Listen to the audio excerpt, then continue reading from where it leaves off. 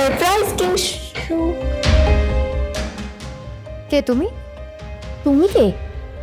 আর আমার বাড়িতে দাঁড়িয়ে আছো, আবার আমাকেই প্রশ্ন করছো? তোমার বাড়িতে মানে?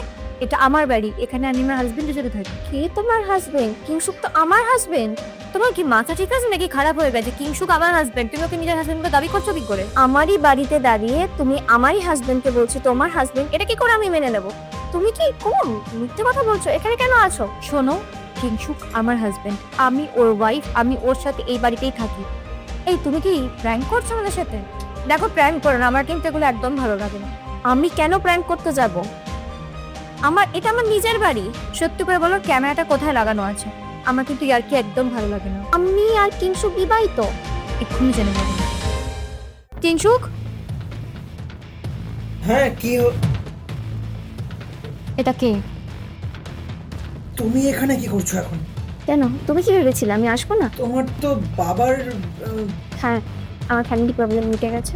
আমার বাবা এখন ভালো আছে, আর দিদি বললো যে বাবাকে দেখাশোনা করবে। তাই আমি ভাবলাম যে চলে আসি, তোমাকে সারপ্রাইজ দেব। কিন্তু এখানে এসে তো আমি নিজেই সারপ্রাইজ হয়ে গেলাম। আমাকে একবার ফোন করে আসা উচিত ছিল তোমার। যাই হোক, তুমি যখন এসেই গেছো আর সবটা দেখে ফেলেছো, তোমার কাছে সবটা ক্লিয়ার করে দিই। সোহা আমার ওয়াইফ হয়, আমি ওকে বিয়ে করেছি। হ্যাঁ, তুমি তো আমাকে বাবার বাড়ি পাঠিয়েছো এই জন্যই, যাতে আমি ওখানে থাকতে পারি আর তুমি ওর সাথে এখানে ফুর্তি করতে পারো। আমি ওকে অনেক আগে ভালোবাসতাম, আমার ফ্যামিলি মানছিল না ওকে, সেই জন্য ফ্যামিলির প্রেশার পড়ে আমাকে তোমাকে বিয়ে করতে হয়েছিল। আমার কাছে কোনো অপশন ছিল না আর। সন্তু, তুমি আমাকে তোমার লাইফে করে নিয়েছো। তুমি এটা কি করে করতে পারলে? আমি যদি জানতাম ও তোমার জীবনে আছে, তাহলে আমি কখনোই তোমার সাথে বিয়ে করতাম না।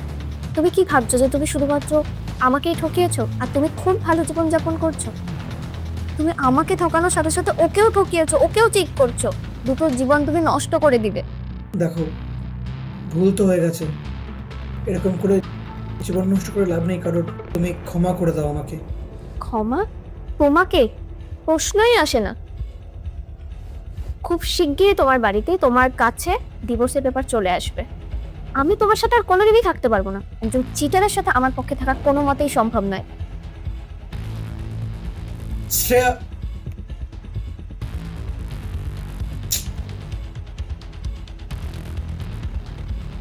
সোহা, প্লিজ আমাকে ক্ষমা করে দাও।